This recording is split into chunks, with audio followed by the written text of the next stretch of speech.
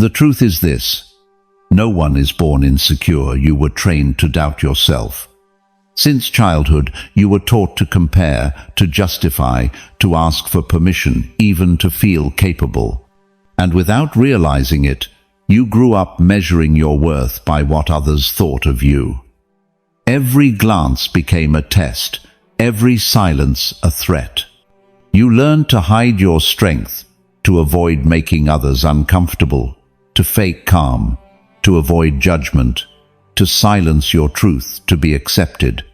But there comes a point when the soul gets tired of holding up the mask, and that's when the real journey toward confidence begins.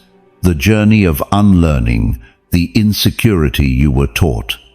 They promised you that confidence would come with success, with approval, with appearance. But external success doesn't heal internal fear. You can achieve a lot and still feel small. You can look strong and still tremble inside. Because confidence doesn't come from results, it comes from coherence. It's not shouting, "I can." It's acting even when you're unsure you can. It's no longer asking for permission to be who you are. It's looking at your wounds without hiding them, your doubts without hating them, your mistakes without turning them into a life sentence. It's the serenity of someone who knows themselves so deeply they no longer need to prove anything. In a world where everyone competes to appear confident, the Stoic takes another path. The path of inner mastery. Marcus Aurelius wrote it plainly: "Your power is in your mind." And yet that phrase, which seems so simple, hides the hardest battle of all: mastering your thoughts before they master you. It's not life that defeats you, but the ideas you accept about yourself. It's not the judgment of others that hurts you, but the importance you give it. It's not your failures that destroy you, but the story you tell yourself about them. The mind is your worst enemy or your greatest ally, depending on how you discipline it. Insecurity is a form of mental noise, an inner voice repeating what you've heard for years. You're not enough. You'll fail. You don't matter that much. But that voice is not you. It's the echo of others who also didn't trust themselves. Most of the people who demanded perfection from you didn't know how to love themselves. Those who judged your mistakes couldn't forgive their own. Those who made you feel small were only trying to feel bigger at your expense. When you understand that, you stop hating yourself for believing them. You start to realize that insecurity was never a flaw, it was an inheritance. And what's inherited can be unlearned. Confidence isn't built overnight, it's trained in silence. It doesn't appear when everything goes right, but when you stay steady even when everything goes wrong. Confidence isn't the absence of fear, it's the decision to act within it. It's not feeling invincible, it's moving forward, knowing you might fail, and doing it anyway. The biggest mistake in modern life is thinking you need to feel confident before acting. The Stoics taught the opposite: act first, and confidence will follow. Because the mind only trusts what it practices. Don't expect faith if you never try. Don't expect calm if you never face the storm. We live surrounded by comparisons, social media showing perfect versions of lives that don't exist. Empty advice on how to be more confident, more attractive, more successful. But true confidence doesn't need an audience. It's measured in the moments when no one's watching, when you keep your word, when you do what's right without applause, when you get back up after failure without telling anyone. That's where the silent certainty of the wise begins. Not the confidence of someone shouting their strength, but of someone who no longer needs to. And yet, we all fear the same thing: not being enough. That universal fear is the root of nearly every wrong decision.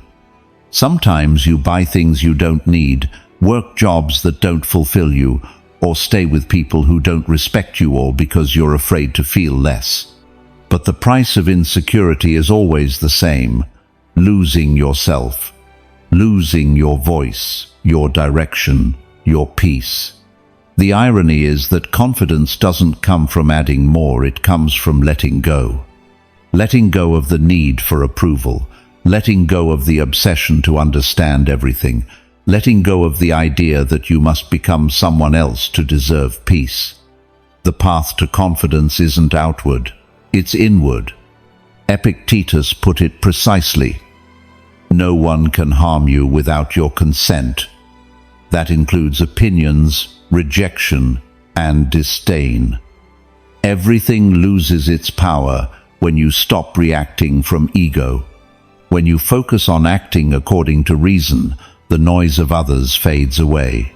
But as long as you need to be understood, you remain a prisoner. True freedom is staying faithful to your principles, even when the world doesn't understand them. Because self-respect isn't something you obtain, it's something you embody. The world doesn't give it to you. You build it through every act of integrity. Confidence is a consequence of character. It can't be bought, borrowed, or faked. It's formed through the repetition of small acts of coherence: getting up when you don't feel like it, keeping your promises when no one's watching, speaking truth even when your voice shakes. Every time you choose what's right over what's easy, you prove to yourself that you can be trusted. No affirmation matches that power. No mantra replaces that proof. The mind believes actions, not words. That's why the wise act before they feel ready, because they know movement is the seed of faith. And one day, perhaps without noticing, you'll feel the difference. Not because fear disappears, but because it no longer stops you. Not because everyone admires you, but because you no longer need them to. Not because everything is under control, but because you finally understand it never was. That day, you'll realize that confidence was never a state, but a presence. That trusting yourself wasn't about believing you're superior, but about stopping the sabotage. That true peace doesn't mean erasing doubt, but living with it without surrendering. The art of trusting yourself isn't learned by reading, it's learned by living. By making mistakes, correcting them, observing yourself without pity, but also without hate. Because only those who have fallen many times and still chosen to keep walking know the worth of their own word. The wise don't boast about their strength, they exercise it quietly.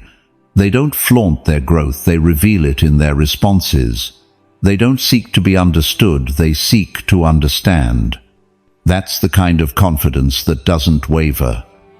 The kind born from truly knowing yourself, light and shadow alike, with no mask, no disguise. So, if you're here, it's because something in you is tired of pretending confidence and wants to start building it for real. This episode won't tell you how to eliminate insecurity, because you can't, you master it. It will show you how to use it as a teacher, not an enemy. How to turn doubt into direction, fear into momentum, vulnerability into strength, because the one who masters their mind masters their destiny. And if you achieve that, if you learn to trust yourself more than you fear failing, nothing and no one will ever stop you again. Before we continue, I want you to declare your commitment by writing in the comments, "From today, I trust even when I doubt." That sentence will be your starting point, not an empty promise, but an act of will. Because confidence isn't a feeling, it's a decision. Without further ado, let's begin. First Stoic lesson. You don't need to feel confident to act. There's a quiet trap that has stopped millions of people, believing that confidence is a requirement to begin. They wait for the perfect moment, the perfect mood, the perfect certainty. They wait to stop trembling before moving, to stop doubting before deciding, to stop feeling afraid before living. But that moment never comes because fear doesn't disappear before you act. It disappears after. The modern mistake is confusing preparation with courage. Preparation is external. Courage is internal. The first is calculated. The second is executed. The wise know that confidence doesn't come before the act. It's cultivated through the act. Marcus Aurelius wrote, "Do not expect the world to be fair before you act justly." The same can be said about confidence. Don't wait to feel ready before doing what's right. Waiting for calm before you act is like waiting to stop feeling hungry before you eat. It's action that creates calm, not the other way around. That's why Stoicism doesn't promise comfort, it promises clarity. And clarity isn't achieved by thinking, but by moving. The human mind is an expert at creating convincing excuses. I'm not prepared. I don't have enough experience. I don't know how to do it. But the truth is simpler and harder. Fear isn't eliminated by information, it dissolves through exposure. Only by facing what you fear does your mind realize it wasn't that bad. Epictetus taught it with brutal simplicity.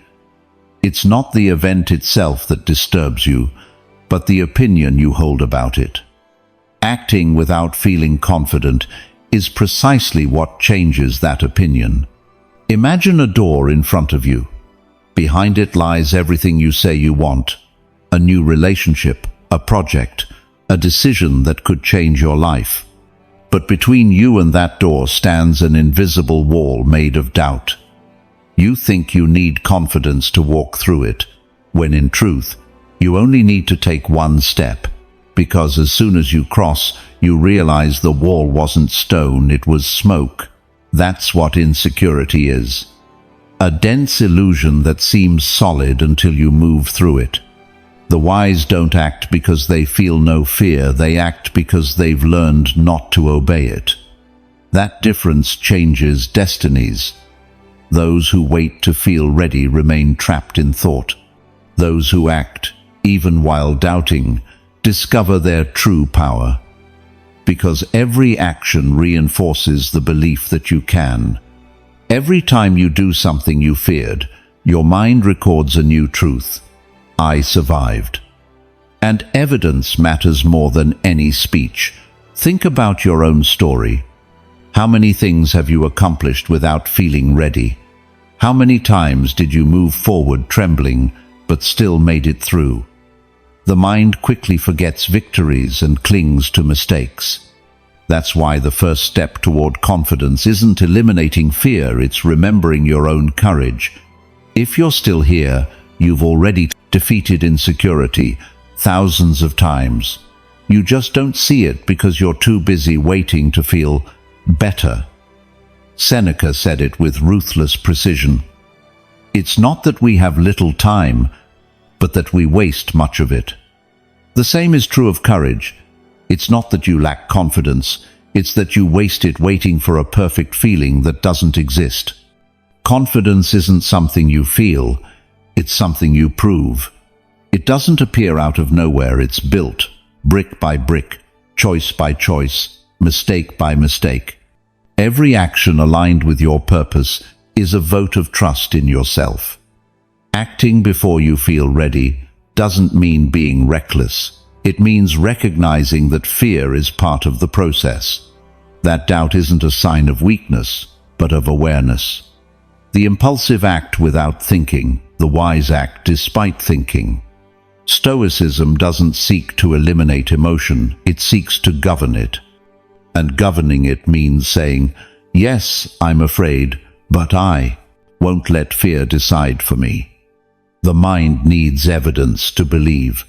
That's why the only way to trust yourself is to give yourself reasons to. It's not about repeating self-help phrases. It's about collecting proof of courage. Every time you keep your word, do what's right even when no one's watching. Take a step forward when you could have stayed still, you're training your confidence. You're building what the Stoics called the hegemonikon, the inner command center. That force doesn't depend on results, only on your commitment to act. Here's a painful but liberating truth. Fear never disappears completely, it only transforms into respect. The wise still feel fear, but they translate it into awareness, into fuel for conscious action. The one who fears nothing isn't brave, he's unconscious. The one who fears and moves forward anyway, that's freedom. Because freedom isn't doing whatever you want, it's acting without being enslaved by fear. Remember your first time doing anything, your first speech, your first job, your first love. The shaking hands, the doubt, the what if I fail. But you did it anyway. And by doing it, you learned more in one moment than in 1,000 thoughts. That's the pedagogy of courage, realizing that action teaches more than reflection ever will. The Stoics saw life as constant training. Marcus Aurelius woke each morning knowing he would face ingratitude, betrayal, and injustice, and still wrote, "Today I will meet meddling and ungrateful men, but they cannot harm me." Not because he was unfeeling, but because he understood that control lives in your response, not your surroundings. Conscious action is the antidote to insecurity. If you wait to feel confident, time becomes your enemy. But if you act even while doubting, time becomes your teacher. Because every step, even a clumsy one, builds a stronger version of you. The wise don't seek to stop trembling, they learn to walk with the tremor without losing rhythm.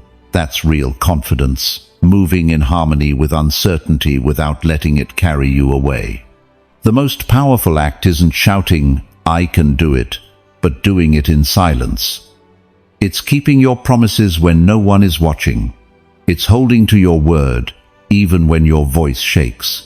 It's advancing without witnesses. Because there, in the solitude of effort, real certainty is born, not the kind that's declared, but the kind that's felt in your bones. So stop waiting for fear to disappear, it won't. Learn instead to make it your ally, to recognize it as a sign that you're standing at the threshold of growth. Every time fear appears, it means something within you is expanding. Don't avoid it, walk with it. And one day, without realizing it, you'll find yourself acting with a new kind of calm. Not because you no longer fear, but because you've learned to trust your ability to move through fear without losing yourself. The confidence you seek isn't waiting at the end of the road, it's in every step you take, doubting but moving forward. Because confidence isn't promised, it's practiced. And when you practice it long enough, you no longer need to feel confident, you simply know you can. Second Stoic lesson: other people's opinions can't hurt you without your permission. No one wounds you with words, you wound yourself by believing them. That's one of the hardest truths to accept, but also one of the most freeing. Most human suffering doesn't come from what others say or do, but from the way we interpret it.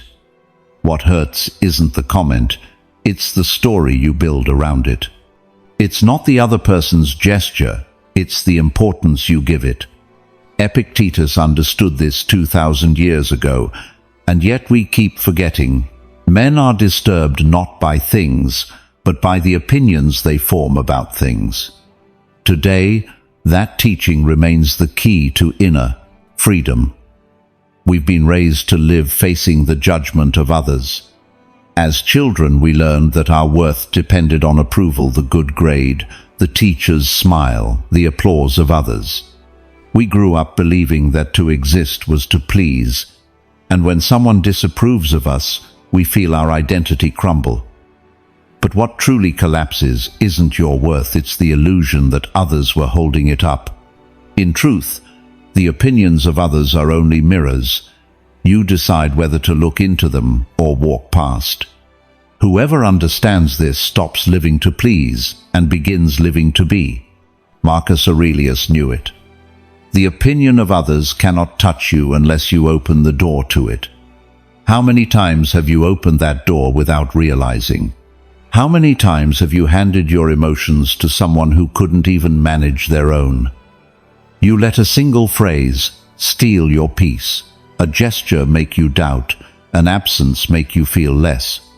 You did it because you believed your worth came from outside, but worth isn't granted, it's embodied. No one can give you what's already yours. When someone criticizes you, what you're seeing isn't an absolute truth, but a projection. Every judgment reveals more about the judge than the judged. If someone calls you weak, they likely can't bear their own fragility. If they call you arrogant, perhaps they envy your independence. If they ignore you, maybe they fear feeling small when they see your freedom. It's not their words that hurt, it's your mind translating them as threats. The wise see others' judgments as distant echoes. They hear them but don't inhabit them. The most common mistake is trying to defend yourself from everything. Explaining who you are, justifying what you do, correcting others' perceptions, but that's a lost battle, because everyone sees from their own level of awareness. You can't make someone see clearly if they live in fog. Whoever needs to be understood by everyone becomes a slave to everyone. The Stoic, on the other hand, chooses the serenity of knowing who they are. They don't argue with shadows, they walk toward the light. Seneca said it with brutal clarity. No one cares about what others think of you as much as you do. And he was right. Most of the time, people are too busy with their own fears to think about you as much as you imagine. Yet your mind amplifies every gesture, every silence, every word, building castles of interpretation around a single comment. And before you know it, you're exhausted, fighting ghosts. Freeing yourself from that isn't arrogance, it's mental hygiene. Imagine you're carrying a jar full of water.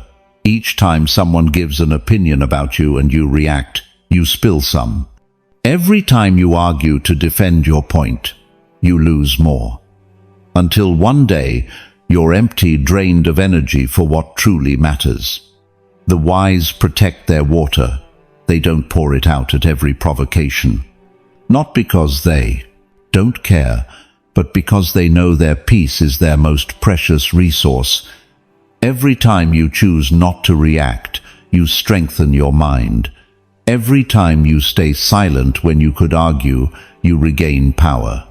Living without fear of others' opinions doesn't mean becoming insensitive, it means becoming selective. It's knowing how to distinguish between criticism that teaches and criticism that only aims to wound, between words that build and words that destroy. The Stoic listens to both but learns only from one. The other, they let pass like the wind. Not everything deserves a response, and not every response deserves your energy. True strength is born from that restraint. The opinions of others are inevitable, but your interpretation of them is optional. The wise don't try to eliminate external voices, they simply lower their internal volume. When you realize that the noise comes from your reaction, not from the other, you regain your calm. It's like learning to watch a storm from a safe house. It keeps raining, but it no longer drenches you. Maturity doesn't come when everyone understands you, but when you no longer need them to. Whenever someone judges you, remember this image. Words are arrows, but your attention is the shield. Without your attention, the arrow falls to the ground. With your attention, the arrow pierces. You decide. It's not about ignoring the world, but about discerning when to open the door and when to keep it closed. Emotional freedom isn't built through isolation, but through discernment. Don't defend yourself from everything, filter with wisdom. The judgment of others only hurts when it touches an unresolved doubt within you. If someone says something untrue and you know it, you smile. But if it touches a wound, you react. That's why every criticism is a chance to look inward. Ask yourself, why does this affect me so much? Sometimes the answer is more revealing than the insult. Discomfort is a mirror, not a punishment. Whoever learns to observe it rather than resist it grows. You can't control what others think, but you can control how you respond. That's the core of Stoicism, separating what depends on you from what doesn't. And others' opinions never depend on you. The only thing that belongs to you is your conduct. If you act with virtue, coherence, and serenity, no words can take your balance away. The wise don't need to be understood. Their peace doesn't come from recognition, but from integrity. So next time someone criticizes you, don't rush to defend yourself. Observe. Breathe. Remember, their judgment doesn't define you, it reveals you. It shows where within you there's still something to strengthen. Use criticism as a compass, not a sentence. Be grateful for what it teaches and let go of what it doesn't. Because the one who reacts loses power, but the one who understands gains it all. Marcus Aurelius wrote it for himself, not for others. If something external hurts you, it's not that thing that harms you, but your judgment about it. And it's in your power to revoke that judgment right now. That line should be engraved in your mind every time you feel someone steal your calm. No one has access to your inner world without your permission. And when you remember that, nothing and no one can ever again control your peace. You don't need the world to understand you. You only need to understand yourself. Because when you trust your own judgment, the noise of others becomes silence. And in that silence appears something that can't be bought or faked. A quiet, solid, unshakable confidence. The kind that belongs to someone who knows who they are, even if no one else says it. Someone who no longer lives to convince, but to exist with dignity. That, and only that, is the freedom the wise were seeking. Third Stoic lesson. Comparison is a form of ingratitude. Few things exhaust the soul as much as constantly looking sideways. We live surrounded by other people's mirrors, measuring our lives with rulers that were never ours. We compare what we have, what we achieve, what we are, with what we think others have, achieve, or are. And in that quiet habit, we steal our own peace. Because every comparison not only distances you from others, it distances you from yourself. There can be no calm mind in someone who measures their worth with a tape that changes hands every day. The wise know this. Comparison doesn't motivate, it distracts. It doesn't push you forward, it poisons you.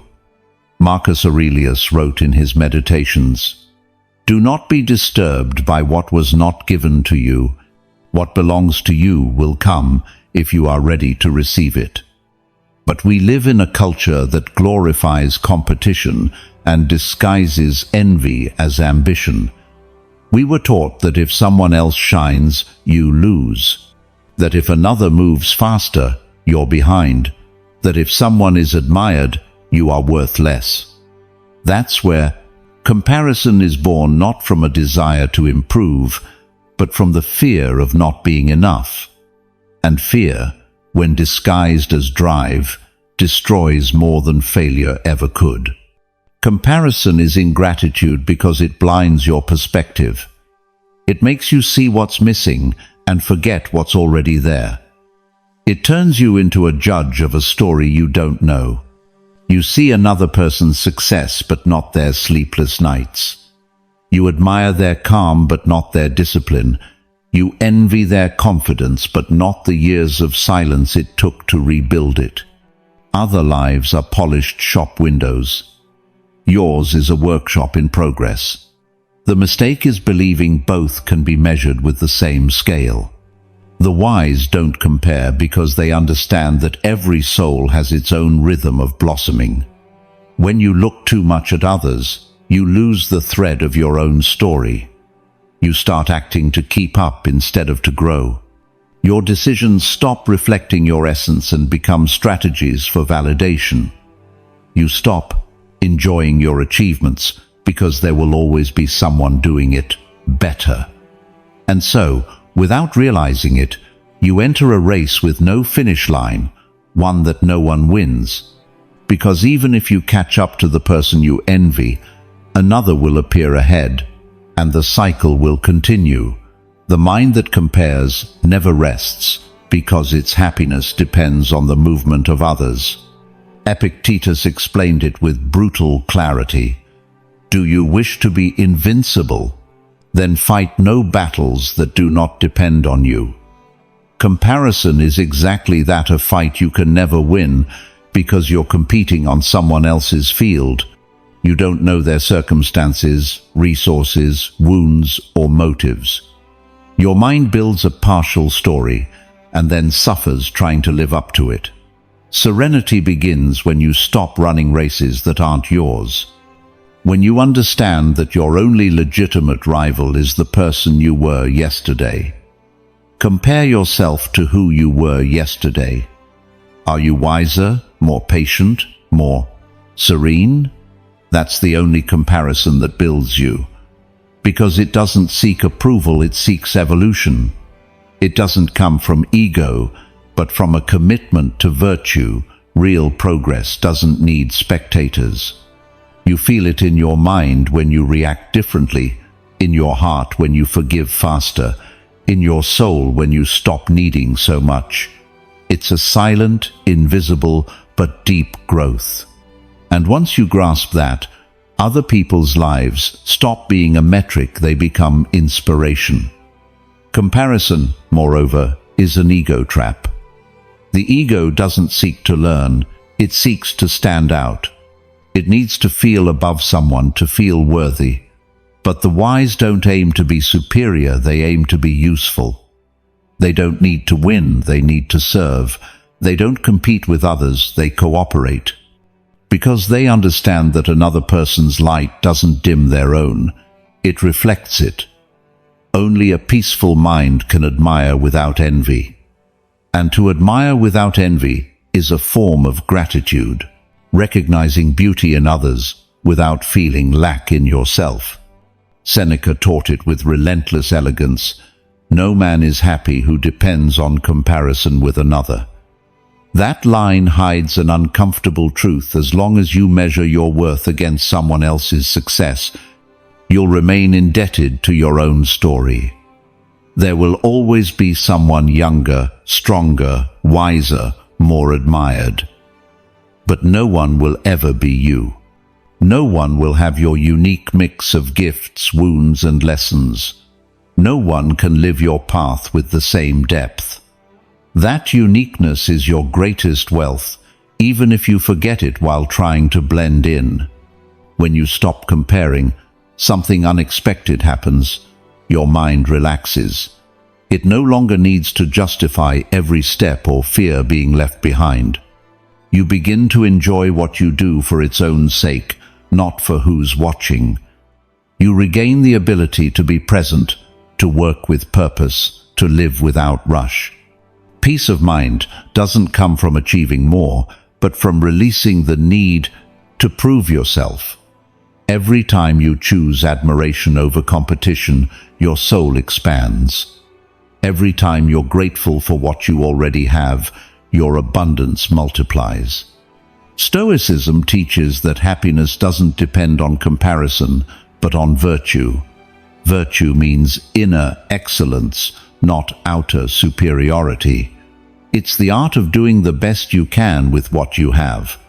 That's true greatness, improving quietly without looking sideways. Competing with others can make you efficient, but only competing with yourself makes you wise. And the wise don't need to display progress, their serenity already reveals it. Think of nature. An oak doesn't envy the river, nor does the river envy the Sunday. Each fulfills its purpose in harmony. The tree grows upward, the water flows, the light nourishes. There's no comparison, only order. When humans compare, they break that order and disconnect from their essence. But when you recover the natural rhythm of your path, comparison becomes absurd.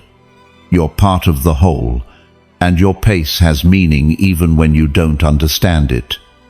Inner silence arrives when you realize that nothing is missing, that others aren't rivals but reminders, that someone else's success can inspire you without disturbing you. That life owes you nothing because it has already given you everything: time, awareness, and the chance to improve. If you use those well, you're rich even if no one notices. Comparison fades when gratitude appears, because you can't be grateful and envious at the same time. They are incompatible states of mind. So whenever you feel the sting of comparison, stop, breathe. Look at what you have: your body, your mind, your story. Ask yourself how many things that now feel normal were once dreams. How many silent battles you've already won. How much you've learned from pain you once thought was useless. That too is success, even if it isn't visible. Don't forget it. Marcus Aurelius often wrote to remind himself, "Everything you need to live well is within you." That's the ultimate cure for comparison. Because when you understand that what's essential is already inside you, nothing external can make you feel less. The mind settles, the heart aligns, the gaze clears. And then, without even seeking it, you find yourself admiring the world without feeling inferior to it, because the soul that lives in gratitude doesn't need to compete, it has already won. Fourth Stoic lesson: confidence isn't declared, it's proven. We live in an age of empty words. Everyone talks about self-assurance, self-esteem, confidence, but few actually practice it. We repeat phrases like, "I can," "I deserve," "I'm worthy," without realizing that the mind doesn't believe affirmations, it believes evidence. You can shout 1,000 times that you trust yourself, but if your actions don't confirm it, your brain knows you're lying. Real confidence isn't proclaimed, it's built. It's not something you feel, it's something you show. It's the quiet sum of every moment you did what was right, even when you were afraid, every promise you kept when no one was watching, every decision you made with integrity in the dark. Seneca put it precisely: "The greatest proof of courage is perseverance without witnesses." In those invisible hours where no one applauds and the results haven't yet come, your character is defined.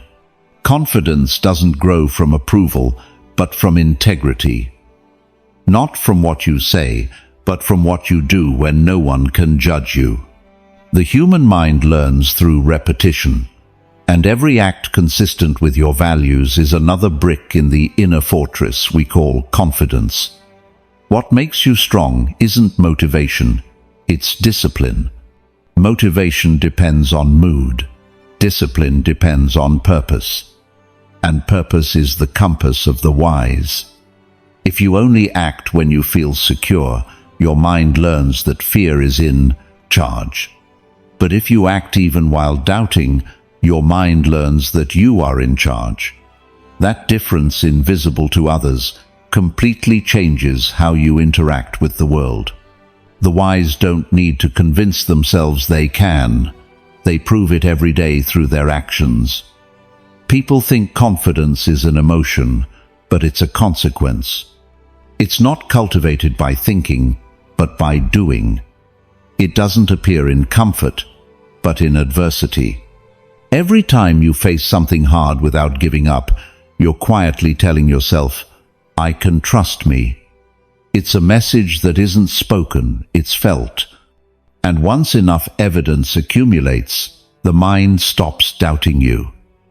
Confidence appears not because everything goes right, but because you know that no matter what happens, you won't abandon yourself. Marcus Aurelius understood this. The nobleman tests himself, not the world. Yet today, almost everyone does the opposite. They strive to prove their worth to the world while still doubting it within. They obsess over looking confident before being confident. But confidence that's displayed before it exists is only performance. The wise don't need to seem strong because they already are. They don't need to convince anyone their calm makes it obvious. Genuine confidence doesn't shout, it's felt. There's a subtle but powerful difference between speaking and acting. Words build promises, actions build evidence. You can tell yourself, "I'm brave," 1,000 times. But if every time fear appears you run, your mind will record those moments as proof of cowardice. The brain doesn't distinguish between truth and falsehood, only between coherence and contradiction. That's why the only way to reprogram your mind is to live what you claim to believe. It's not enough to declare it, you must embody it. Epictetus taught his students not to argue about virtue, but to live it. Don't explain your philosophy, embody it. That command sums up all of Stoic ethics, because words inspire, but example transforms. No one trusts someone who doesn't stand firm, not even themselves. If your words go one way and your actions another, your mind perceives a fracture. And that internal fracture is the root of insecurity. It's not others' judgment that steals your peace, it's your own inconsistency. Acting according to your principles, even when it hurts, is an act of silent self-affirmation. Every time you choose what's right over what's easy, you strengthen your bond with yourself. You don't need witnesses or applause, only coherence. Because confidence doesn't depend on feeling good, it depends on being honest. It's not in your mood, it's in your habits. The mind respects what you do consistently, and when it learns that it can count on you, it stops sabotaging you. Think of someone you trust deeply. You don't trust them because they told you to. You trust them because they've proven themselves over time. Confidence is built on small but consistent evidence. The same applies to you. You can't demand blind faith if you never follow through. Start small. Keep your word. If you say you'll do something, do it. If you make a promise, honor it. Not for others, but for yourself. Because every broken promise to yourself is a crack in the foundation of your strength. The mind trains like a muscle. The more you follow through on what you commit to, the stronger your relationship with yourself becomes. You don't need spectacular victories, just consistency. Getting up when you said you would. Staying calm when you swore you'd no longer lose control. Finishing what you started. Each small act of coherence becomes a vote of confidence. And the sum of those votes becomes self-trust. Don't confuse confidence with arrogance. Arrogance seeks validation. Confidence seeks direction. Arrogance says, "Look at me." Confidence says, "I'm on my path." The arrogant depend on applause. The confident depend on purpose. One stands on others' judgment. The other stands on inner calm. That's why the wise are humble, not because they think themselves lesser, but because they don't need to prove they're greater. Their certainty doesn't compete, it simply is. Remember this: confidence isn't built by speaking well of yourself, but by treating yourself well through your actions. By keeping your promises, correcting your failures, and staying calm when everything shakes. There's no statement more powerful than conduct, no speech more convincing than consistency. Those who act with quiet strength inspire more than those who proclaim their power loudly. Seneca said, "Men trust those who act, not those who promise." That wisdom applies inward too. The next time you doubt yourself, don't seek motivation, seek evidence. Look back at what you've already done right, at everything you've endured, at every obstacle you've overcome when you thought you couldn't.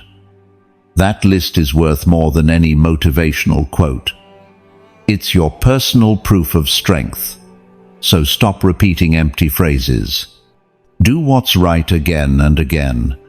Do it even when no one's watching, even when you don't feel like it, even when doubt screams loudest. Because every small act of congruence is a silent declaration, "I can trust me." And that declaration, repeated through action, becomes unbreakable. You don't need to feel confident to prove it. You only need to be consistent. Because confidence isn't declared, it's demonstrated.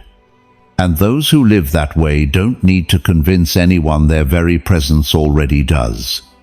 Fifth Stoic lesson. What you fear losing owns you. Attachment is the most elegant form of slavery. No one chains you with visible shackles. They bind you with the idea that without that, a person, a status, approval, a result, you couldn't live.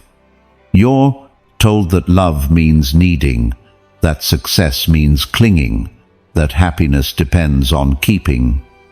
But the Stoic knows that the more you fear losing something, the less free you are. What you love should not possess you. It should accompany you. The wise enjoy everything but cling to nothing, because true peace isn't found in holding on, it's in being able to let go without breaking. Marcus Aurelius wrote with a serenity that almost hurts, "Remember that all you love can be taken from you, not as a bitter warning, but as a reminder of freedom." If you can contemplate that truth without fear, nothing can enslave you. But if you deny it, you'll live in constant anxiety, trying to control the uncontrollable. Insecurity is born of attachment. You fear losing because you think what you possess completes you. You don't see that by needing it, you've already lost. You've lost the calm that allowed you to enjoy it. Love, success, health, youth, recognition, everything you value is temporary. Denying it doesn't make it eternal. It only makes you more fragile. When the wise contemplate impermanence, they don't grow bitter, they grow more present. They love more deeply, but without dependence. They work with passion, but without identifying with the outcome. They enjoy life, but remember that nothing external belongs to them. Because the only thing that truly does, as Epictetus taught, is their judgment, their choices, their mind. Everything else, no matter how precious, is on loan.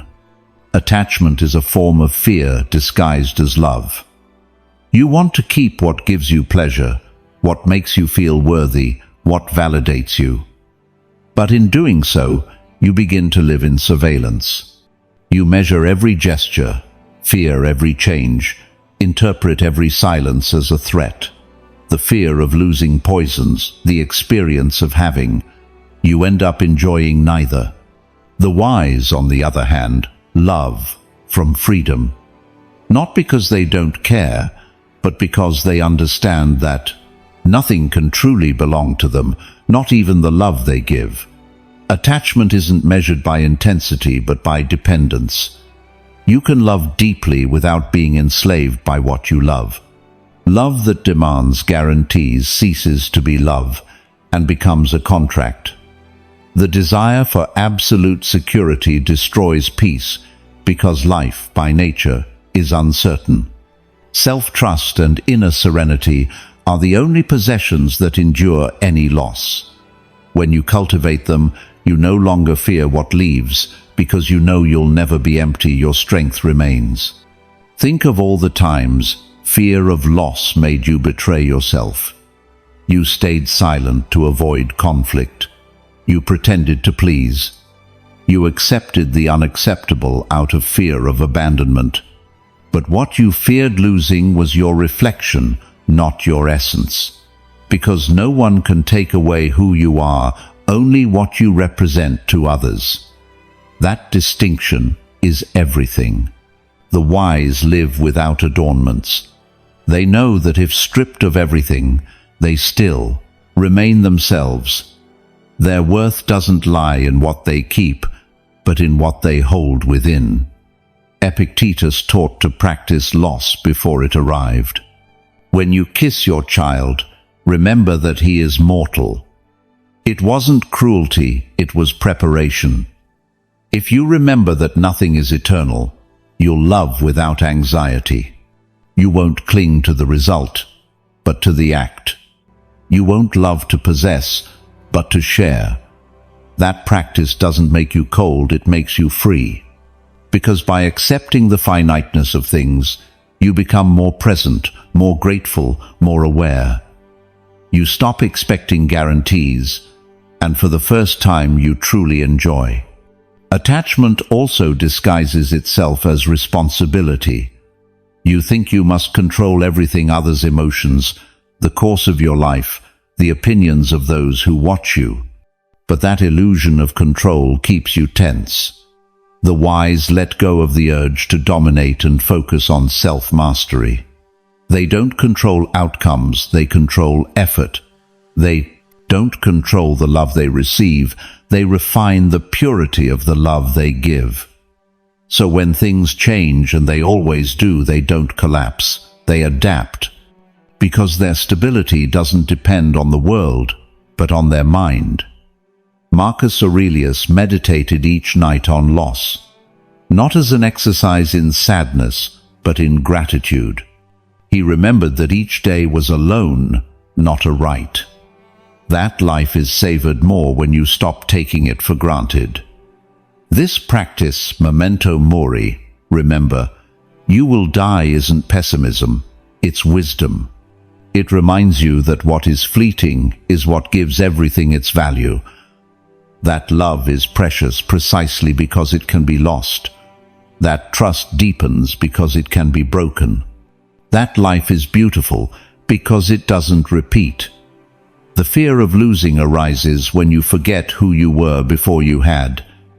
You weren't born with a partner, or success, or titles, or approval. And yet you lived, you breathed, you dreamed, your worth came before your achievements. What you've acquired doesn't define you, it only accompanies you. When you remember that, you regain power. You stop begging for permanence and begin to give thanks for presence. Security isn't found in clinging to what you have, but in knowing that if it leaves, you'll still stand. Detachment isn't coldness, it's mature love.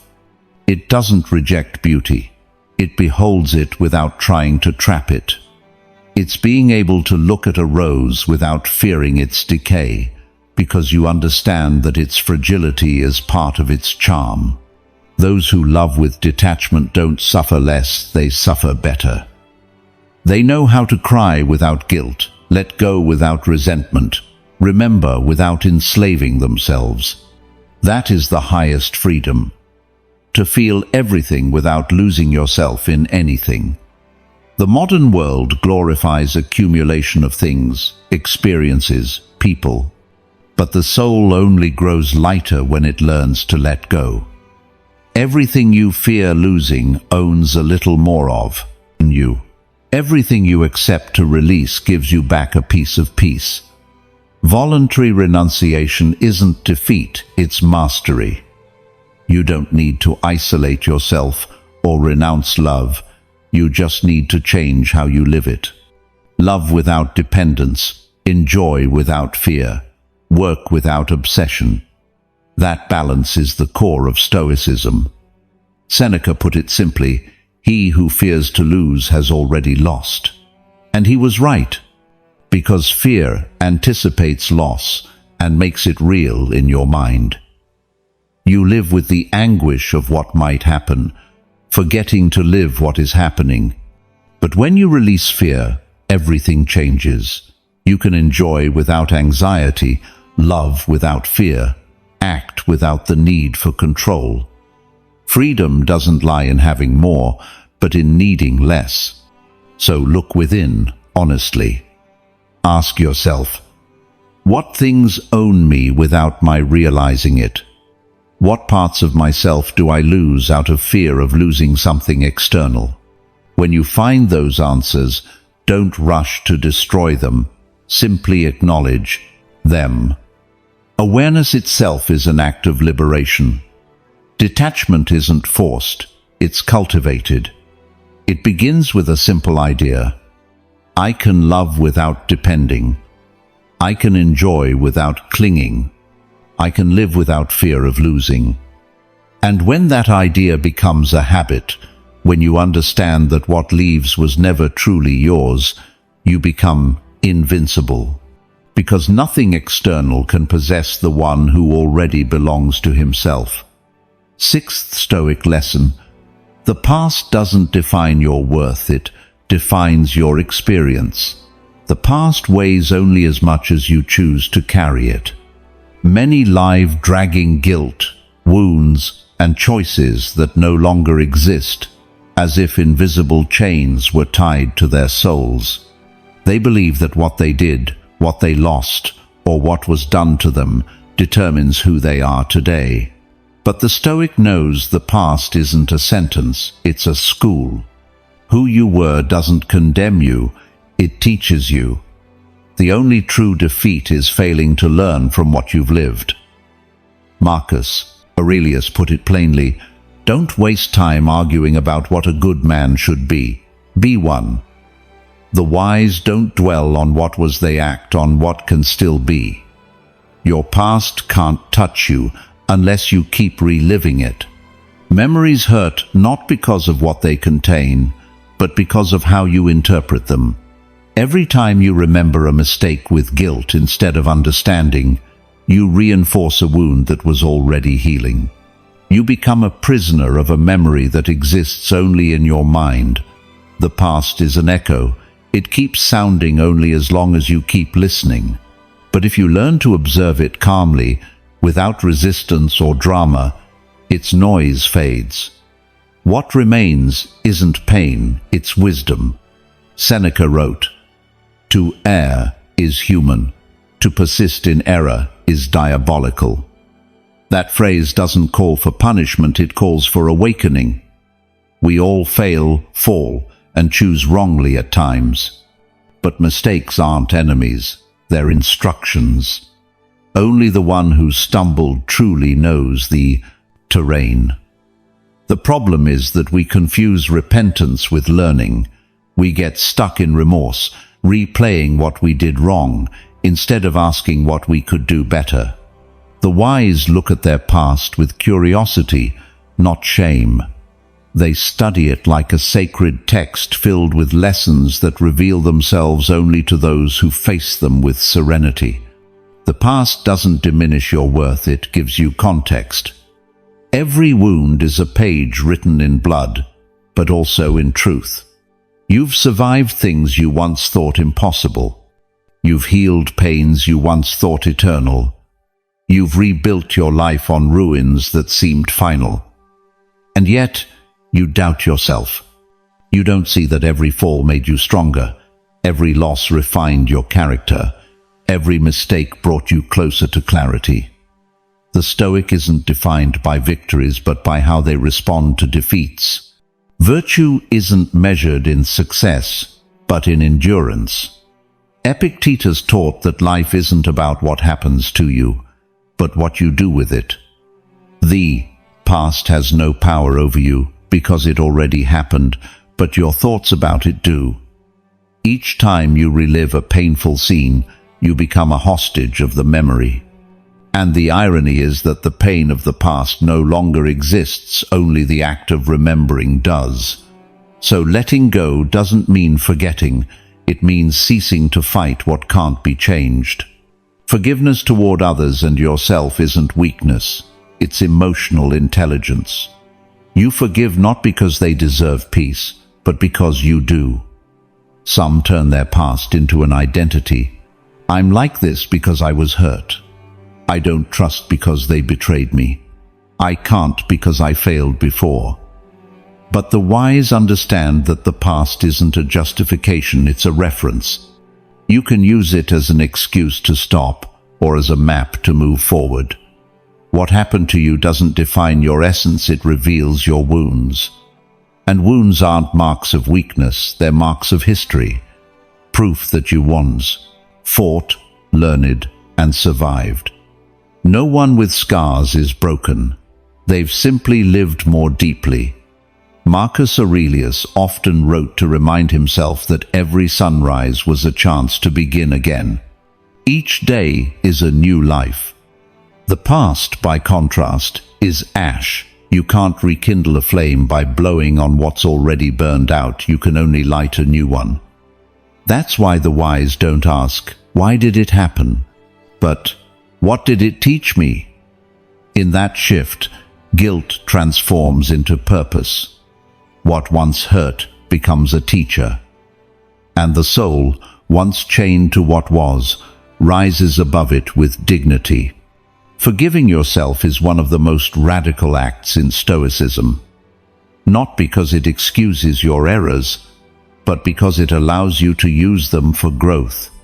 When you punish yourself for what you did, you repeat the harm you already endured. When you look at yourself with compassion, you reclaim control. Learning to view your story with gentleness isn't indulgence, it's wisdom, because only those who accept themselves can become who they're meant to be. Self-hatred is a form of attachment to the past. Understanding, instead, is the door to the present. Seneca advised writing a nightly review, not for self-punishment, but for improvement. What did I do well? What could I have done better? What will I not repeat? That practice the Stoic examine isn't about perfection, but coherence. It's a way to cleanse the soul before sleep, letting the day's past die with the Sunday. Apply that to your life as a whole, and you'll see that no matter how painful your experiences, they only weigh as long as you resist learning from them. The past isn't an enemy, it's a mirror. It reflects who you were to show you who you can still become. Staring at it too long paralyzes you. Glancing at it briefly to adjust your path frees you. The wise know when to close a chapter, not out of rejection, but out of self-respect, because life doesn't ask you to rebuild what has burned, it asks you to use the fire to light what's next. So stop punishing yourself for not knowing better at the time. You couldn't, no one can. Understanding always arrives after experience, never before. Look at yourself with the compassion you'd give a child learning to walk. You stumble, fall, get dirty, but each step brings you closer to steadiness. The wise aren't ashamed of their past, they honor it, because without it, they wouldn't have the strength they now possess. Marcus Aurelius wrote a line that feels addressed to you. What happened, happened as it had to.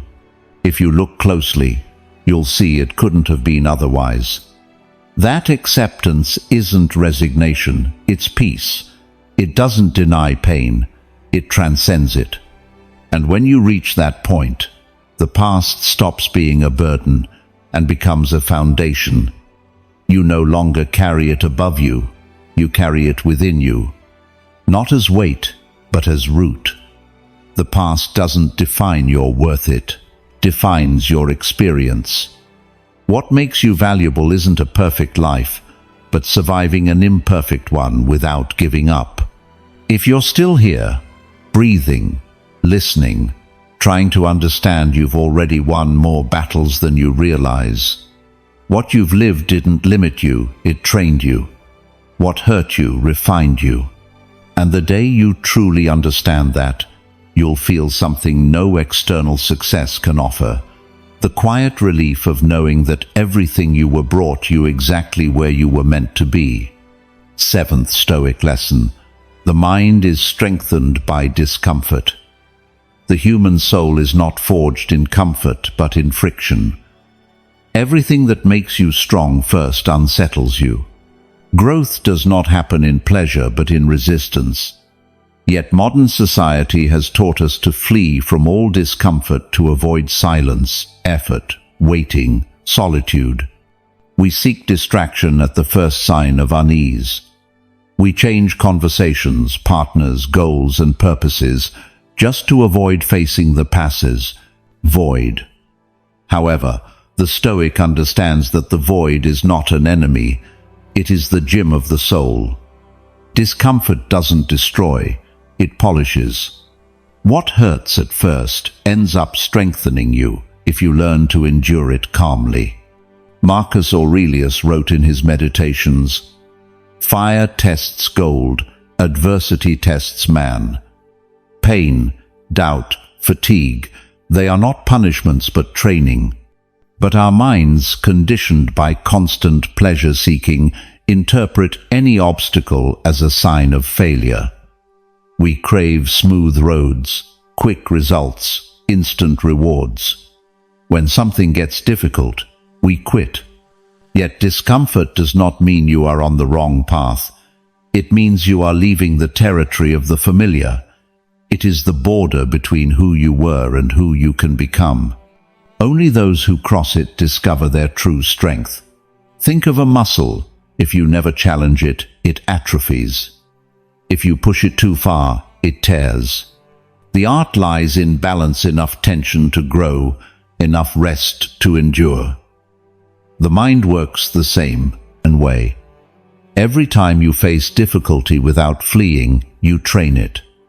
Every time you resist the impulse to react, you expand your mastery. Every time you choose silence over shouting, patience over anger, work over complaint, you strengthen your character. And that character, not talent or luck, is what separates the wise from the weak. Epictetus lived most of his life as a slave. He was beaten, humiliated, stripped of freedom.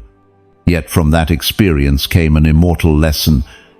It's not what happens to you, but how you react to it that matters. Discomfort was his teacher. He didn't seek it, but he embraced it. He understood that while his body could be limited, his mind remained free. That understanding turned suffering into strength. The same can happen to you.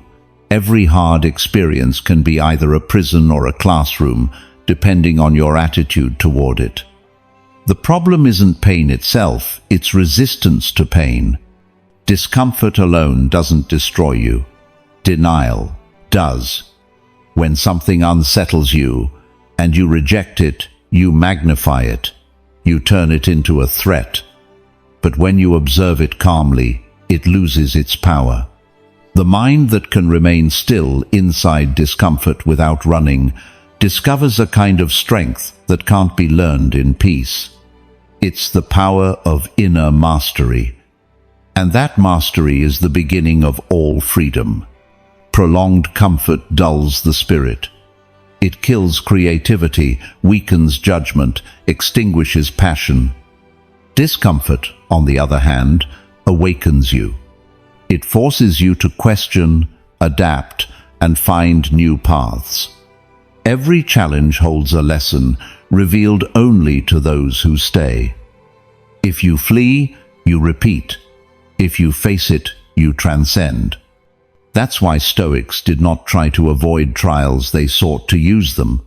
Marcus Aurelius summed it up perfectly. What stands in the way becomes the way. There are no obstacles, only opportunities disguised as difficulty. Emotional discomfort is also a teacher. That conversation you avoid, that decision you postpone, that silence you can't stand all, are doors to a more conscious version of yourself. Avoiding them is delaying your growth. Accepting them is maturity. The wise don't run from what hurts. They sit with it and listen, because behind every discomfort is a message from the soul, something you haven't wanted to see but need to understand. When you do, pain loses its meaning and becomes understanding. Seneca expressed it with elegance. A favorable wind blows only for those who know where they're sailing. Adversity doesn't stop you if you have direction. Discomfort without purpose destroys. With purpose, it strengthens. So when life confronts you with difficulty, ask yourself, what is this teaching me? That question turns complaint into reflection and despair into patience. The Stoic turns weight into training. They don't seek to avoid suffering, they seek to make it useful. We live in times where well-being is confused with fragility. We think mental health means never feeling discomfort, but emotional strength doesn't come from avoiding conflict, it comes from learning to manage it. It's not about being unshakable, but about not being a prisoner of your emotions. The wise feel, but they don't drown. They allow fear, sadness, and frustration, but they don't hand over the wheel. That difference between feeling and being controlled by what you feel is the line between weakness and strength. Discomfort also purifies. It strips away what's unnecessary. When life gets hard, you discover who you really are and what truly matters. Trials reveal your true allies, your essential values, your limits, and your abilities. What seemed important fades, what's essential remains. In discomfort, the mask falls, and though it hurts, it also frees. Because what survives discomfort is authentic. Marcus Aurelius reminded himself each morning, "Today I shall meet ingratitude, betrayal, disloyalty, but none of it can harm me, for I have prepared my soul for it." That preparation is inner strength. To know difficulties will come and greet them with serenity that is the supreme art of self-mastery. Those who fear pain live in constant tension. Those who accept it live in peace, even amid storms.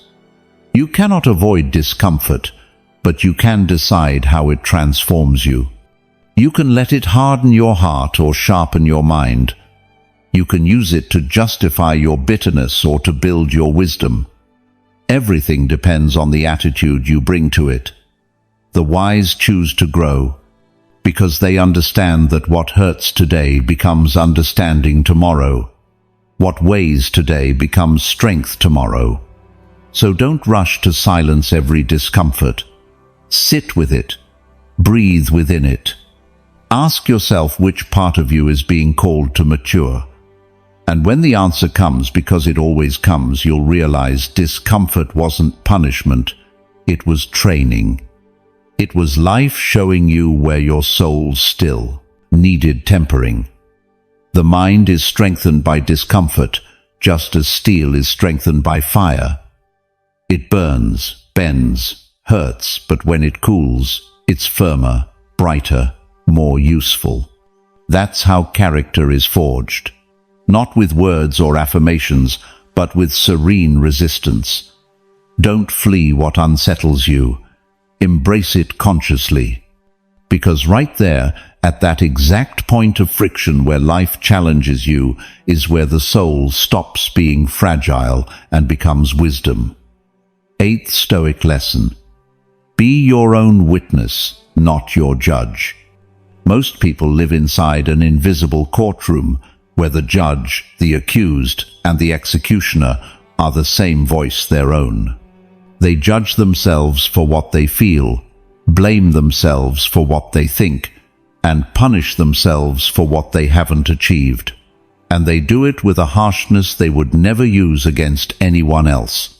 That critical voice that forgives no mistake isn't a sign of high standards, it's a sign of mental slavery. Because while the mind is busy judging itself, it cannot learn, grow, or love. The wise instead replace judgment with observation. They don't condemn what they see in themselves. They contemplate it, understand it, and from there, transform it. Marcus Aurelius understood this clearly. You are a soul carrying a body.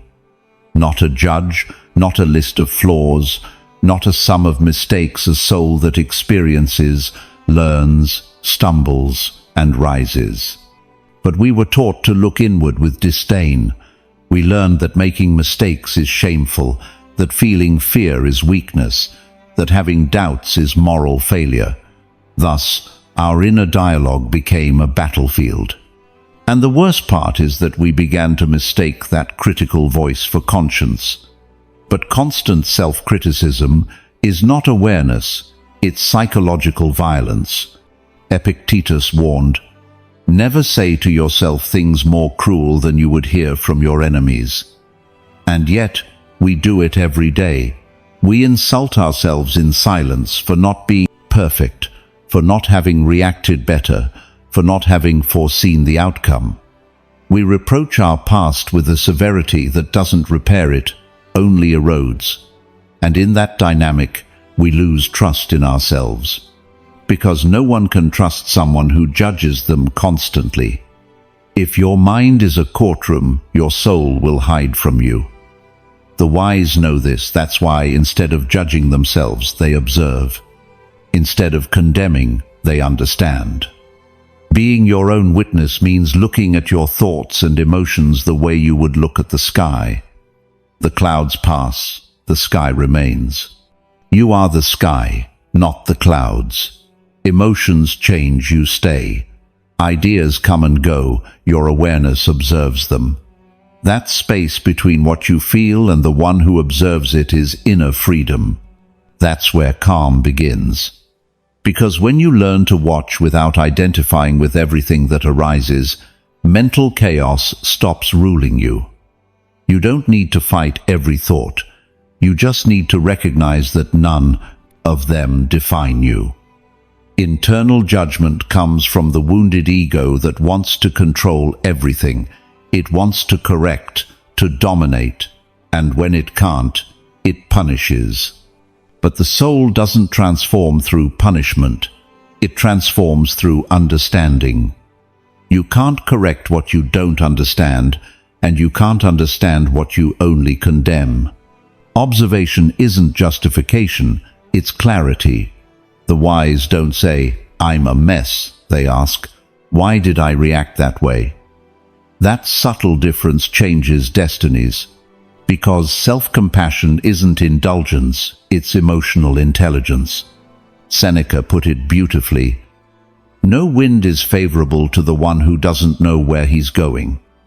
The one who judges himself keeps spinning in place, trying to fix what he hasn't understood.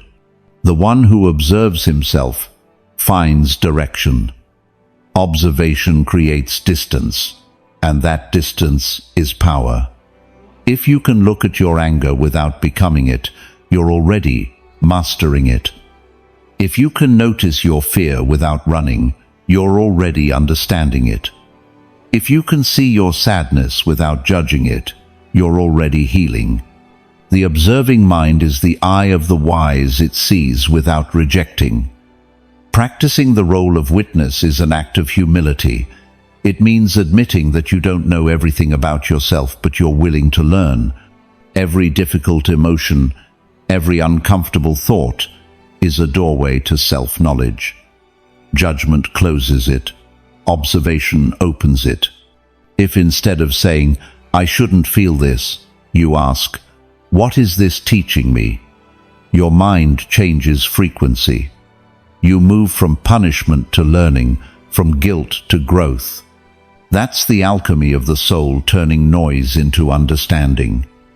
When you live as a judge, everything becomes a mistake. When you live as a witness, everything becomes an experience. The first reacts, the second reflects. The first exhausts himself, the second evolves.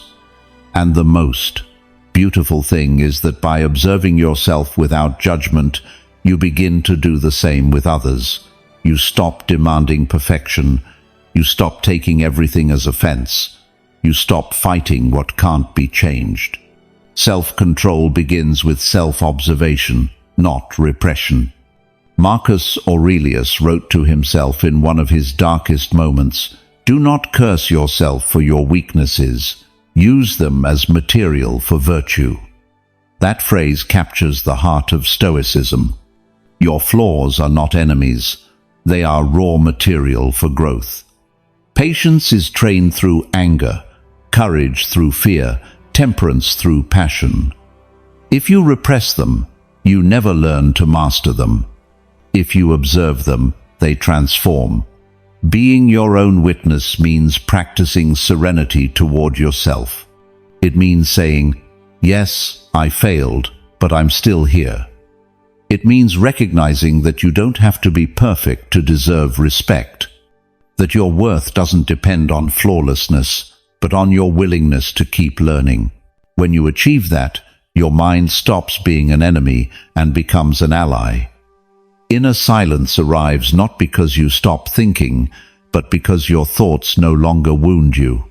Epictetus summed it up this way: when something disturbs you, don't say, "This hurts me," but rather, "I am hurting myself with this."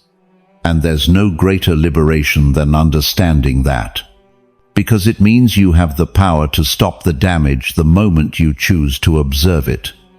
When you are your witness, you take responsibility without punishment. You act without drama, correct without guilt, move forward without resentment. The wise don't seek perfection, they seek awareness. They don't try to eliminate their shadows, they illuminate them. And in doing so, they discover there is nothing within them to be hated, only to be understood. Self-understanding doesn't weaken discipline, it sustains it. Because those who understand themselves act with purpose. Those who judge themselves act out of fear. So stop fighting yourself. You are not your enemy. You are not your mistakes, your fears, or your thoughts. You are the one who observes them. Every time you speak harshly to yourself, remember, judgment doesn't heal, observation does. Look at what you feel with respect. Listen to what you think without interruption. Learn from your reactions without condemning them. Because only when you become your own witness does your mind cease to be a prison and becomes a temple. And in that temple, at last, peace resides. Ninth Stoic lesson: coherence is the highest form of self-esteem. You don't need to stand in front of the mirror repeating that you love yourself. You don't need affirmations or motivational quotes if your life already reflects your values. True confidence doesn't come from what you say about yourself. It comes from what you do when no one is watching. Every time you keep your word, even in small things, your mind registers a truth. You can rely on yourself. But every time you promise and don't deliver, say one thing and do another, or betray your principles out of comfort or fear, your mind notices that too. And little by little, it stops respecting you. That's how self-esteem dies, not from a lack of external praise, but from internal incoherence. Marcus Aurelius understood it as a natural law.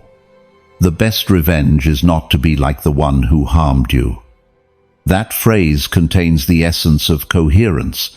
It's not about morality, it's about integrity. About acting according to your values, even when it costs you. Coherence doesn't seek approval, it seeks respect, and it begins with self-respect. You cannot be at peace if you contradict yourself. You cannot love yourself if you lie to yourself. You cannot trust yourself if you betray yourself. The soul always knows when you act from truth and when you pretend. The mind can be deceived, the soul cannot. Seneca said that virtue is its own reward. And it's true.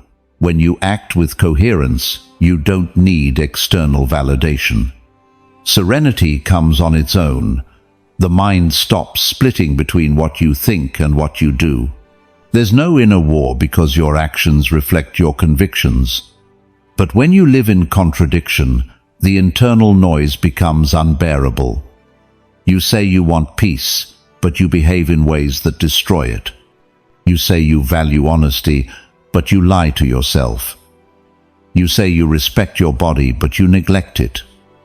You say you don't want to repeat the past, yet you do so in secret.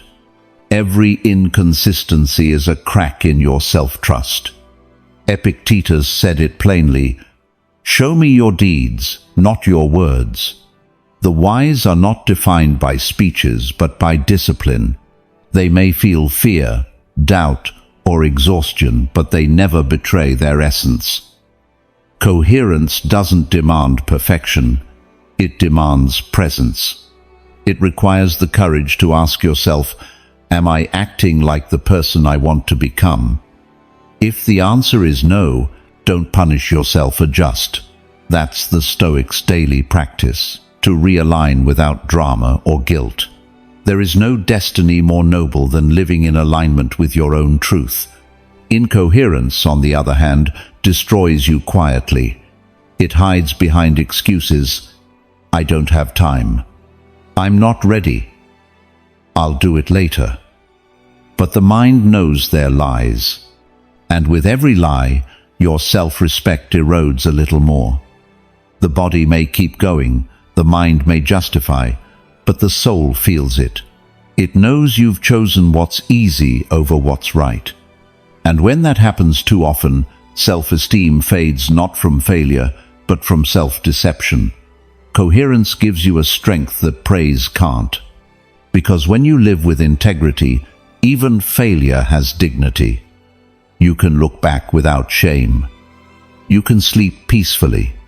You can face the mirror without needing to convince yourself of your worth because you know it. Certainty doesn't come from thoughts, it comes from actions. The serenity you see in the wise isn't luck or enlightenment, it's the fruit of years of acting according to principle, even when no one applauded. Marcus Aurelius wrote ethical reminders to himself each morning, not to impress others, but to stay loyal to his character. Always act in accordance with nature, without deviation. For the Stoics, nature meant reason, harmony, and duty. Every action aligned with that inner order strengthened the spirit. The same applies to you. Every time you choose the right path over the comfortable one, you become stronger. Every time you speak the truth when it would be easier to stay silent, you respect yourself more. Every time you keep a promise, even if no one notices, your soul aligns with its center. Incoherence is exhausting because it forces you to wear a mask. You have to remember what you said, justify what you did, invent reasons not to feel guilty. But coherence sets you free. There's nothing to hide, nothing to explain, nothing to fear. What you see is what you are. What you think is what you do. That inner transparency creates a quiet energy that others perceive as confidence. You don't need to fake it, you radiate it. Being coherent doesn't mean being rigid. It means acting from a clear center even when circumstances change. The wise can adapt without betraying themselves. They can yield without surrendering. They can negotiate without losing themselves. Coherence isn't rigidity, it's clarity. It's knowing what you'll never compromise, no matter the cost. That limit is your strength. Without limits, you dissolve. With them, you define yourself. Incoherence is often born of fear of rejection, of failure, of loneliness. But when you understand that your peace is worth more than anyone's approval, you stop selling yourself for acceptance. Epictetus put it precisely, "I'd rather die having spoken truth than live having lied." Because lies, even those you tell yourself, are a slow death. They kill the faith you could have in yourself. And without self-faith, every fortress collapses. Think of someone you deeply admire.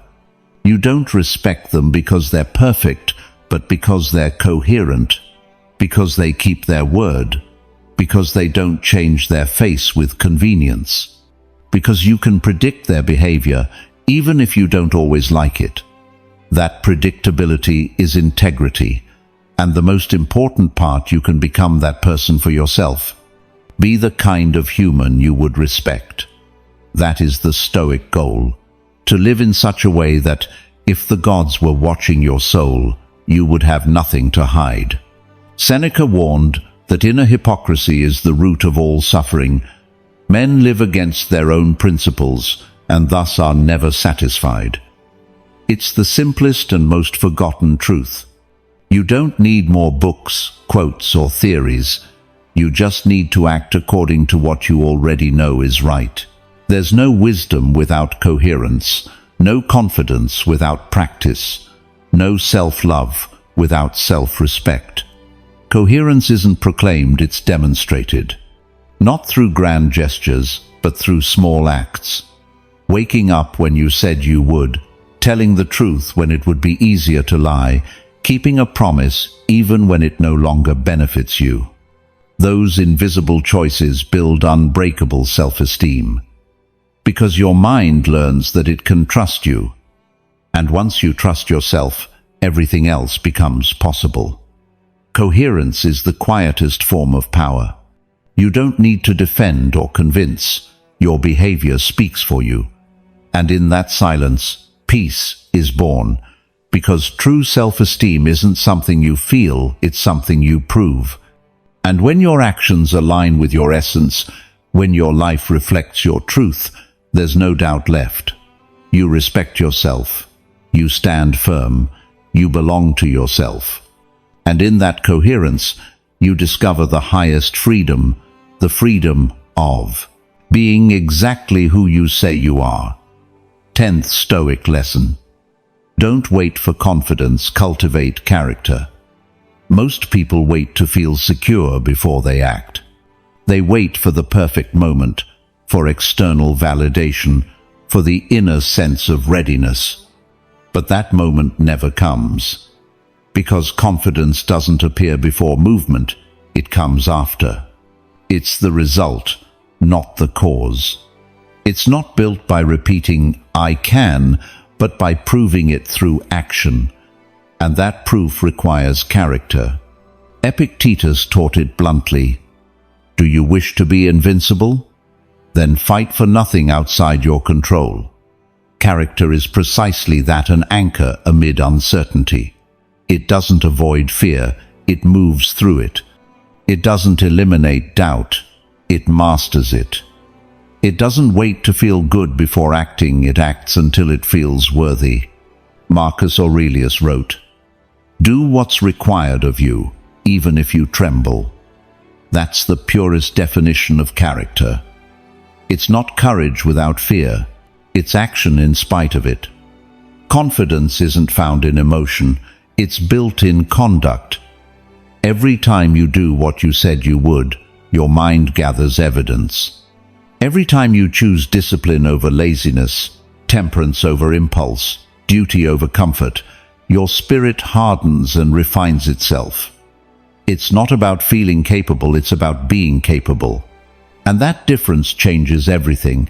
Feelings can waver, character endures.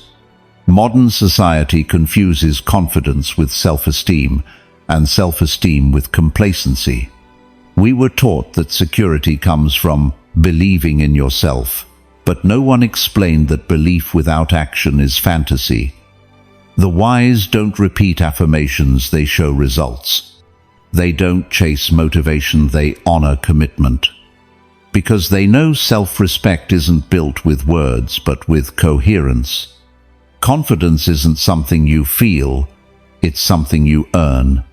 It's earned through the small daily acts the world never sees, but your conscience always does.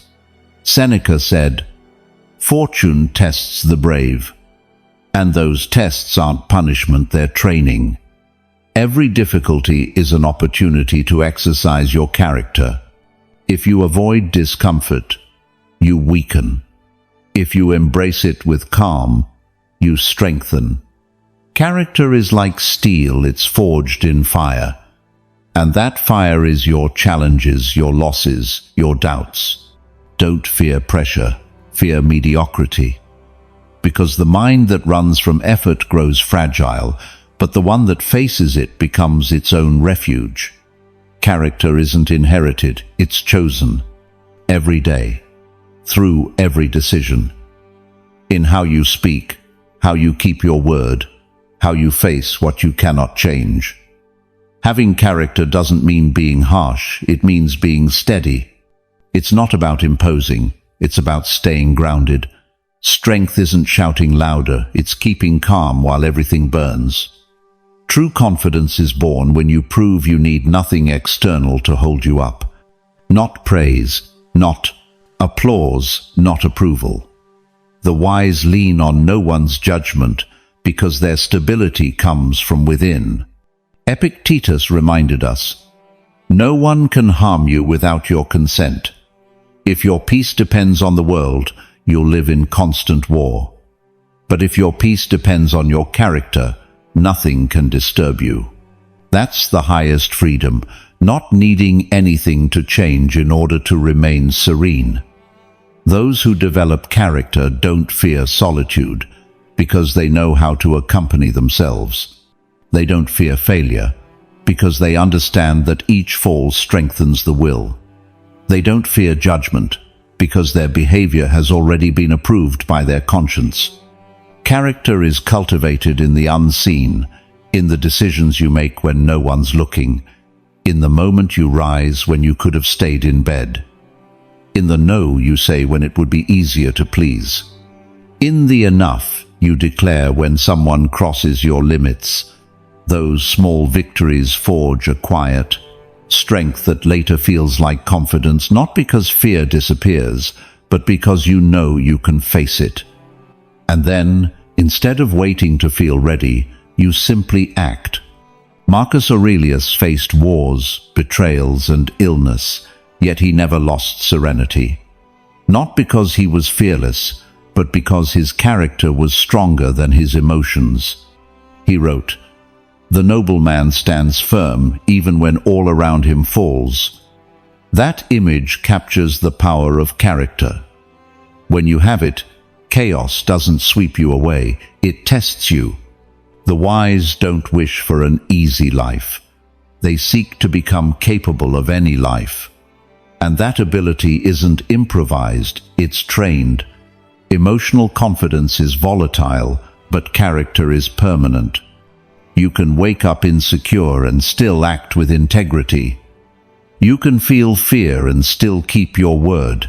You can doubt and still hold your center. Because character doesn't depend on how you feel, it depends on who you decide to be.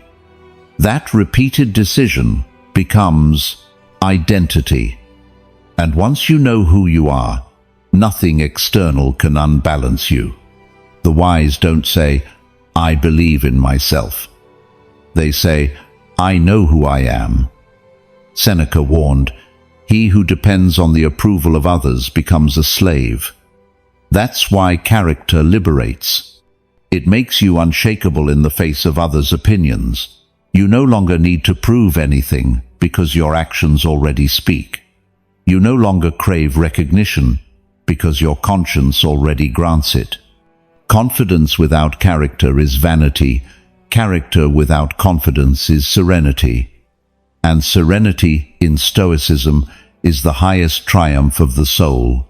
To have character doesn't mean never falling, it means never giving up. It means not losing faith in yourself, even when you fail. Not losing direction, even when you drift. Confidence is born when you can look yourself in the eye after a mistake and say, "I fell, but I didn't betray myself." That kind of strength isn't learned from books. It's learned from facing life with dignity. That's why the wise don't ask for fewer tests, they ask for more temper. They know life doesn't get easier, they get stronger. Character is the soil where all virtue grows. Without it, confidence is illusion, self-love is rhetoric, and freedom is an empty promise. With it, every defeat becomes a lesson, every doubt a doorway, every fear a guide. When you build character, admiration no longer matters, truth does. You stop needing to feel secure because you already know you are. Nothing can take away what lives within you. The wise don't wait for confidence, they create it, day after day, decision after decision. Not because they always believe in themselves, but because they keep proving that they can trust their own actions. And that evidence, gathered in silence, eventually becomes peace, because peace, in the end, doesn't come from a life without fear, but from a character that refuses to surrender to it. So stop waiting for the feeling of security, act with integrity. Be someone who, when the night falls, can say without hesitation, "Today I was who I said I would be." Because that sentence, spoken in silence, is worth more than applause, success, or victory. That sentence is the voice of character, and when you hear it, you know you've conquered the only thing that truly matters. The confidence that depends on no one but yourself. The silence where your strength is born. There comes a moment in life, inevitable, quiet, uncomfortable, when you stop looking for formulas and start listening to yourself.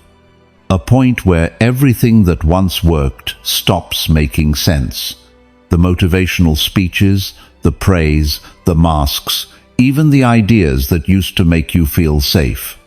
One day, you find yourself alone before yourself, no noise, no witnesses, and you realize you don't know who you are without the reflection of others. That moment, though it hurts, is the beginning of true strength. Because confidence born from calm cannot be taken away, it's the fruit of truth, not applause. For years, you were taught to build an ideal version of yourself, confident, brilliant, admired. But no one told you that this image would become a prison. The more you chased validation, the further you drifted from yourself. Every time you pretended to be strong, your soul grew weaker. The paradox of confidence is that it doesn't come from becoming greater, but from daring to be authentic when you no longer need to defend your worth, because you embody it. Stoicism doesn't promise a life without fear. It promises a life with purpose despite it. Seneca put it simply, "The brave man is not without fear, but he conquers it." And to conquer fear is not to erase it, it's to stop obeying it. It's to look directly at what you used to avoid and say, "Here I am, even if it hurts." That conscious presence, without excuses or disguises, is the root of character. There's no confidence more solid than that which is built upon the acceptance of one's own vulnerability. Think of the moments when you respected yourself the most. They weren't when everything went well, but when you acted with dignity amid chaos, when you chose silence instead of reaction, when you kept your word even though no one would know, when you didn't yield to the easy way out. In those moments, you might not have felt confident, but you were cultivating something far greater, integrity. The soul grows strong not when everything flows, but when it stays true amid the noise. And yet, we keep running from silence. We're terrified of being alone with our own mind. We prefer distraction over introspection, noise over reflection, approval over coherence. But silence is not emptiness, it's a mirror. It shows you who you really are without the social masks. It returns your fears, your desires, your contradictions. And though it hurts to see yourself that way, that pain is purification, because in that inner nakedness without decoration, without excuse, true confidence begins. Marcus Aurelius wrote to himself in the midst of absolute power, "Do what is right, say what is just, think what is true." He wasn't trying to feel better, he was trying to be better. That is the difference between self-help and philosophy.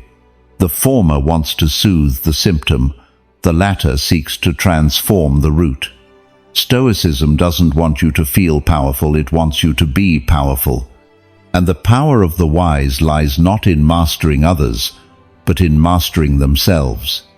Ask yourself now, without adornment, how many times have you betrayed yourself in silence?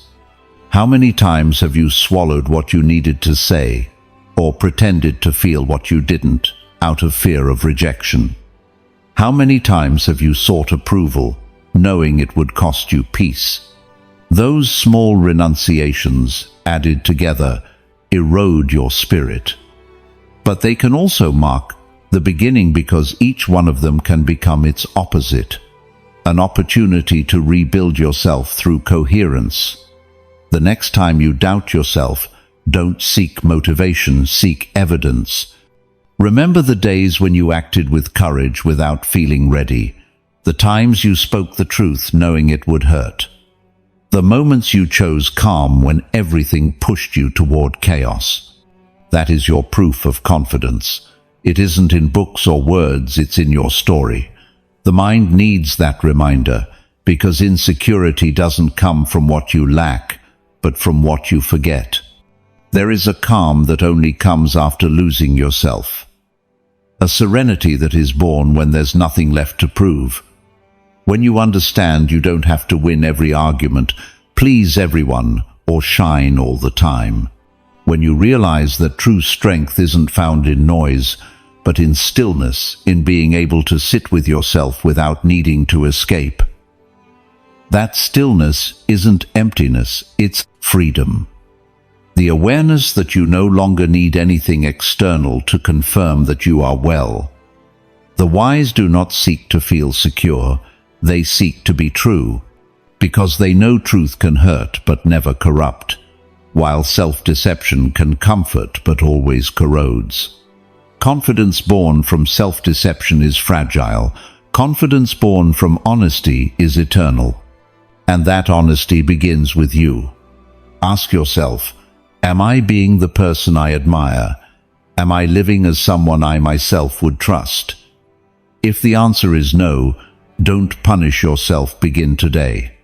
Because every act of coherence, no matter how small, is a victory over insecurity. Stoicism is not a refuge from the world, it's a way to face it with serenity. Confidence is not inherited, it is cultivated. It's cultivated each morning when you choose to act with virtue, when you choose temperance over impulse, reason over reaction, calm over fear.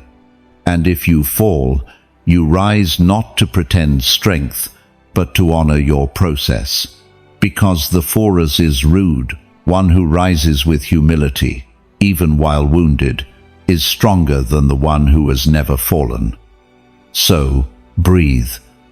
Observe in silence all that you are, what you fear, what you hide, what you're still learning. And remember this: you don't need the world to believe you're capable. You need to prove to yourself that you can stand in your truth.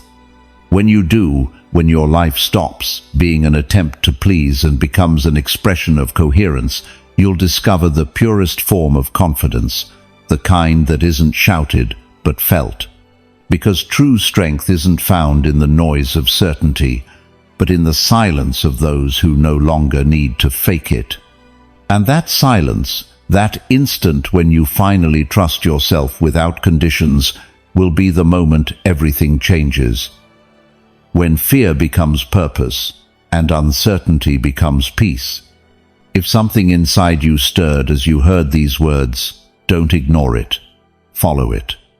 Subscribing isn't a favor to the message, it's an act of respect toward yourself. It's your way of saying, I'm ready to stop surviving and start living with calm and clarity. Do it now, and share this reflection with someone who needs it. Because when one mind lights up, it inevitably lights another.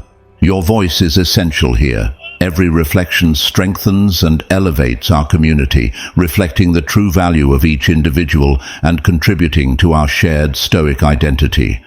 The reflection that receives the most support will be set as the standard of this community of Stoic minds, a community that does not flee from pain but walks through it with courage, with wisdom, with honor. We will see each other in our next gathering at Stoicism for Winners, where we will continue exploring the riches of Stoic wisdom applied to modern life. Now, take the opportunity to deepen your Stoic practice with new recommended podcast sessions. Follow us so you don't miss any reflection that could help you at just the moment when everything feels overwhelming.